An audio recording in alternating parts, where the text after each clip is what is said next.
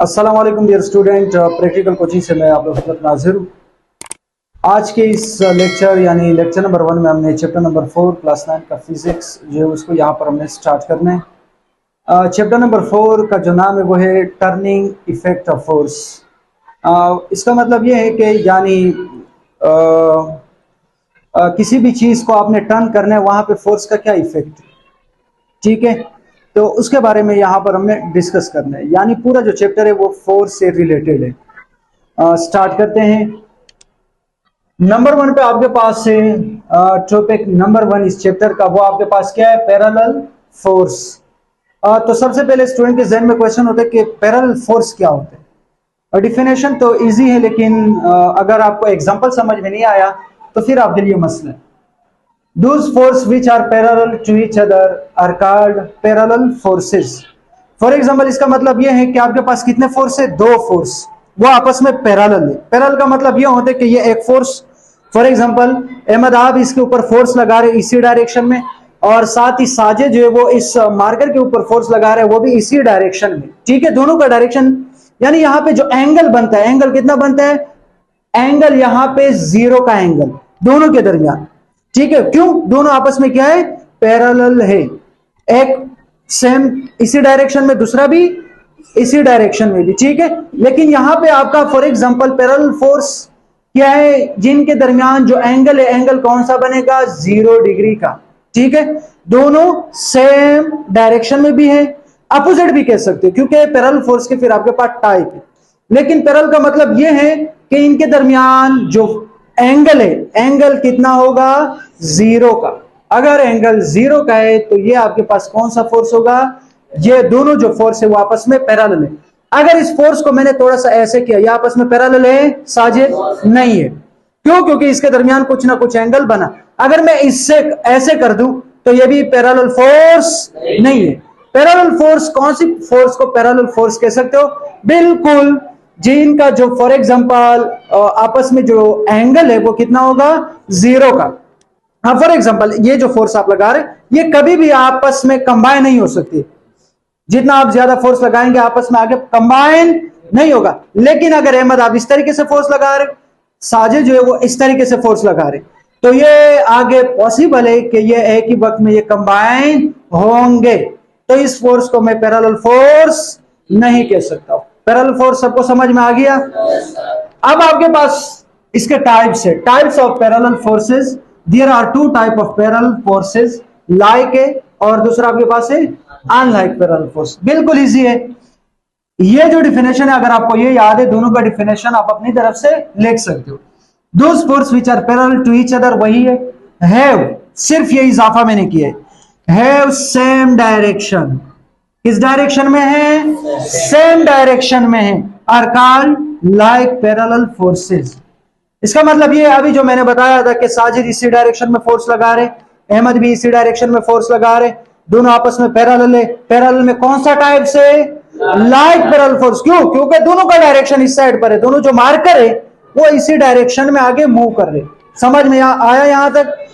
अगर आप फिर भी एग्जाम्पल के बारे में पूछना चाहते तो ये आपके पास एग्जाम्पल है, a mangoes in a bag because the gravitational force applying on the mangoes in the downward direction। इसका मतलब क्या होता है कि आपके पास एक बैग है, बैग के अंदर मैंगोज, मैंगो का मतलब क्या होता है, आम वगैरह उस बैग के अंदर आपने रखे, तो वो जितने भी आम है, फॉर एग्जांपल आम मैंगो के आपके पास 10 पीस है, 15 है, जितने भी है, हर मैंगो के ऊपर क्या लगता है, फोर्स लगता है। कौन सा फोर्स, ग्रेविटेशनल फोर्स। वो क्या करते हैं, डाउनवर्ड, उसके ऊपर एक फोर्स लगता है। वो डाउनवर्ड कौन सा फोर्स होते हैं, नीचे की तरफ एक फोर्स लगती है, वो कौन सी फोर्स होती है, ग्रेविटेशनल फोर्स। लेकिन आम का जो पीस है आपके पास, एक आम का जो पीस है, फॉर एग्जांपल मैंने क्या कहा कि 10 से सपोज कर दिया हमने कि वो कितने पीस है आपके पास, मैंगो के 10 पीस है, ठीक है।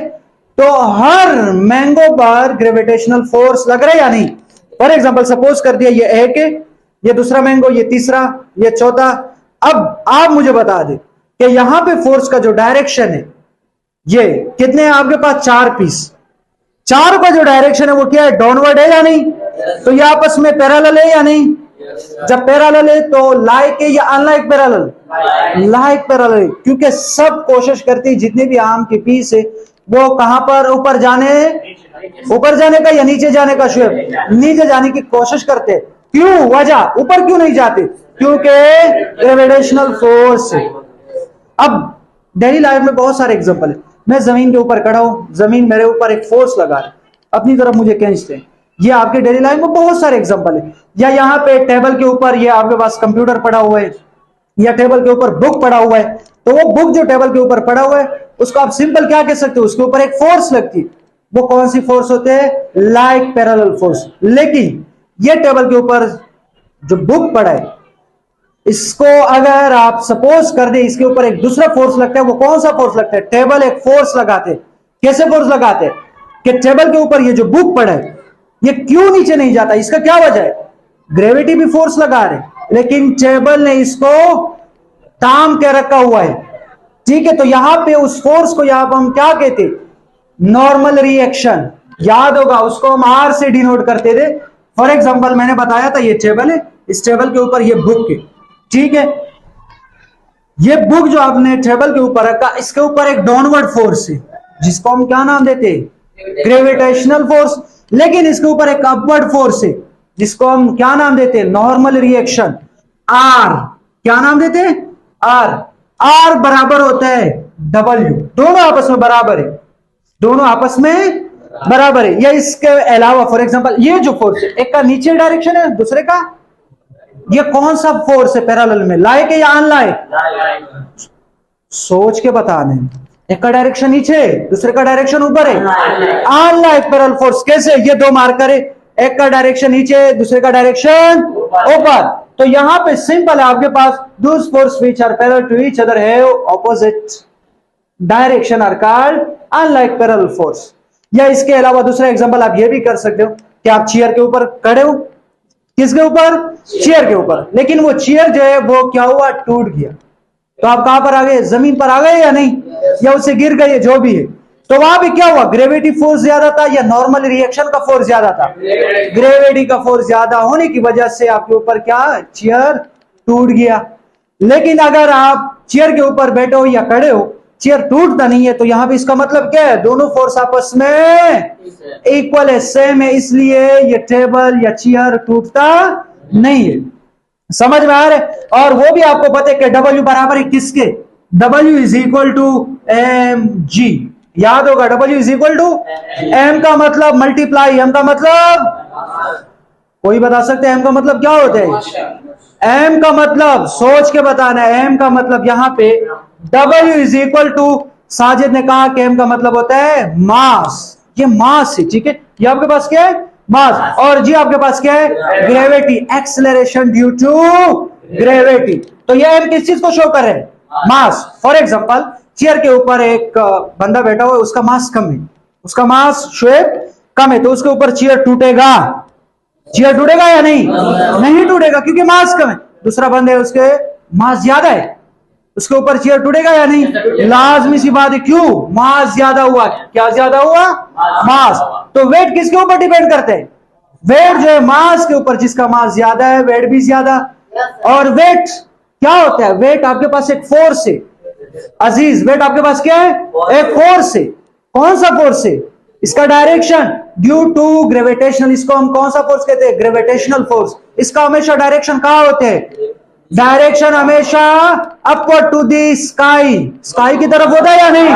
Downward to the earth. आसमान की तरफ कभी भी इसका डायरेक्शन नहीं होता, हमेशा कहां? डाउनवर्ड। यहां तक क्लियर, समझ में आ गया? तो इसका एक एग्जांपल है, आपके पास two people pulling a rope in opposite direction. दो बंदे, ठीक है, दो फॉर एग्जांपल बॉय, दो लड़के, एक रस्सी जो है उसी डायरेक्शन में फोर्स लगा रहे हैं, दूसरा है इसी डायरेक्शन में।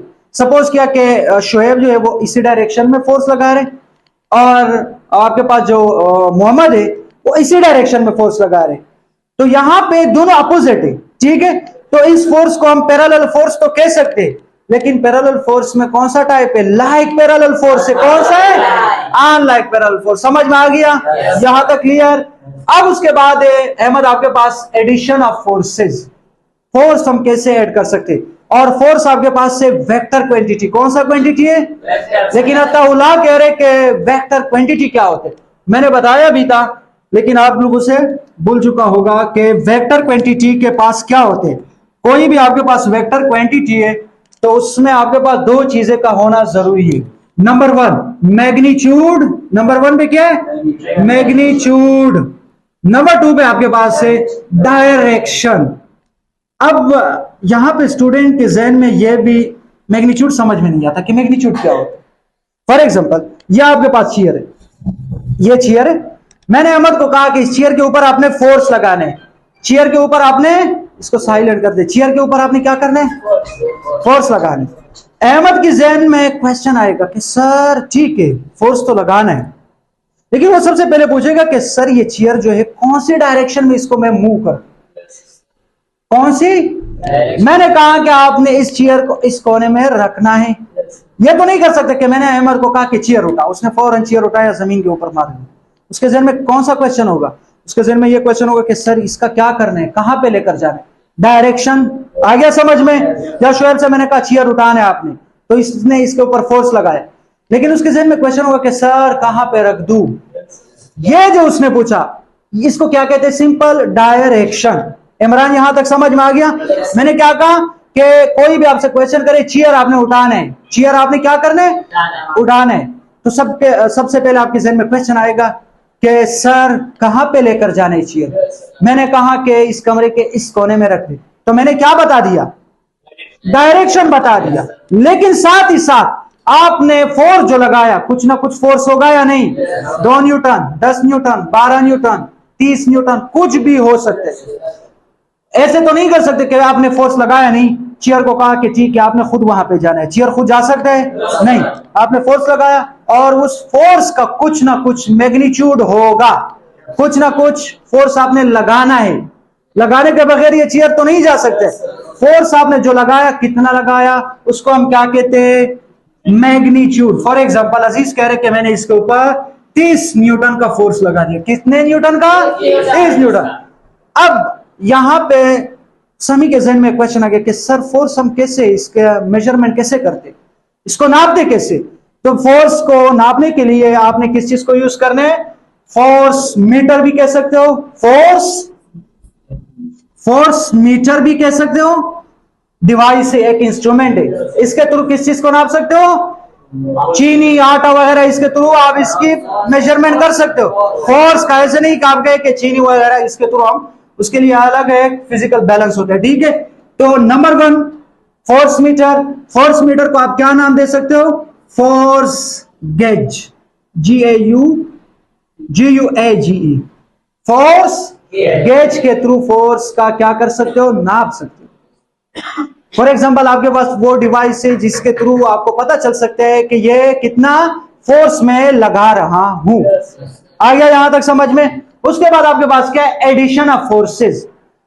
फोर्स हम कैसे ऐड करते हैं इमरान, फोर्स को ऐड करने के लिए आपके पास कितने मेथड है 3, graphical method, analytical method, component method. ये क्या होता है ये आगे हमने डिस्कस करने, लेकिन सबसे पहले आपने इसको समझना है। When many force are combined या added into a single force, this force is called resultant force. अब इसका मतलब क्या है, यानी फोर्स हम 3 तरीकों से ऐड कर सकते हैं। मतलब यह है कि फॉर एग्जांपल ये चेयर है, इस चेयर के ऊपर इजाज जो फोर्स लगा रहे हैं वो जो इसका टांग है वहां पे फोर्स लगा रहे हैं, ठीक है। और अहमद जो है वो यहां पे लगा रहे हैं। अहमद कहां पे लगा रहे हैं, इजाज नीचे से फोर्स लगा रहे हैं, अहमद ऊपर से फोर्स लगा रहे हैं। अब यहां पे क्या होते हैं, अब दोनों का जो फोर्स, इसकी फोर्स का जो इफेक्ट है, उसकी फोर्स का जो इफेक्ट है, दोनों को ऐड करने के नतीजे में सेम इफेक्ट होगा जैसे कि इसने फोर्स लगाया, बिल्कुल सेम इफेक्ट होगा। दोनों फोर्स को ऐड करने से सिंगल फोर्स क्या कर सकते हो क्रिएट होता है। When many forces are added या combined into a single force, this force is called, उसको आप क्या कह सकते हो रिजल्टेंट फोर्स। लेकिन ये रिजल्टेंट फोर्स कितने तरीकों से आप इसको फॉर एग्जांपल फाइंड कर सकते हो, डिटरमाइन कर सकते हो, graphical method, analytical method, component method. Graphical method में आपके पास हेड टू टेल रूल। क्या आ रहा है, इसको हमने डिटेल से डिस्कस करने के ये क्या होते हैं, कैसे होते हैं, क्यों होते हैं, ठीक है। उसके बाद एनालिटिकल मेथड। एनालिटिकल मेथड में ट्रिग्नोमेट्री रेशियो। एनालिटिकल मेथड में कौन से? Trigonometry ratio. उसके बाद तीसरा जो मेथड है वो है कंपोनेंट मेथड। कंपोनेंट को आपने रिजोल्व करना है। ये कैसे होता है? ये अलग अलग मेथड है, एक एक मैं समझाऊंगा। अगला जो लेक्चर है यानी लेक्चर नंबर 2, वहां पे आपके लिए इजी होगा। यहां पे स्टूडेंट के जहन में एक दूसरा क्वेश्चन होता है कि सर इस मेथड को इससे करने की क्या जरूरत है? अगर यहां से अहमद जो है 2 न्यूटन का फोर्स लगा रहे, इजाज जो है 5 न्यूटन का फोर्स लगा रहे, तो टोटल हुआ सर 7। ऐसे नहीं होते, ऐसे नहीं होते कि आपने वहां पे 2 और 5 कितने हुए? 7। तो सिंपल इस तरीके से नहीं होते। इसके लिए कितने मेथड है? 3 मेथड। इस मेथड के थ्रू आपने क्या करना है? इसको आपस में ऐड करना है। यहां पे मैंने फोर्स लिखा, addition of forces, addition of vector भी कह सकते हो। एडिशन ऑफ वेक्टर के लिए किस चीज का होना जरूरी है? 2 चीजों का होना जरूरी, मैग्नीट्यूड, डायरेक्शन। मैग्नीट्यूड का मतलब क्या होता है कि कितना फोर्स लगा रहे हो, 5 न्यूटन, 10 न्यूटन, 12 न्यूटन, 20 न्यूटन। आ गया समझ में? डायरेक्शन का मतलब किसी डायरेक्शन में आपने मूव करना है। किसी भी चेयर को या किसी भी ऑब्जेक्ट को कौन सी डायरेक्शन में आपने उसको लेकर जाना है। यहां तक किसी का अगर कोई क्वेश्चन समझ में आ गया? आप अगर YouTube चैनल पर नए हो तो आपने हमारे YouTube चैनल को सब्सक्राइब करना और साथ ही बेल आइकन के ऊपर क्लिक करना है। Thank you so much.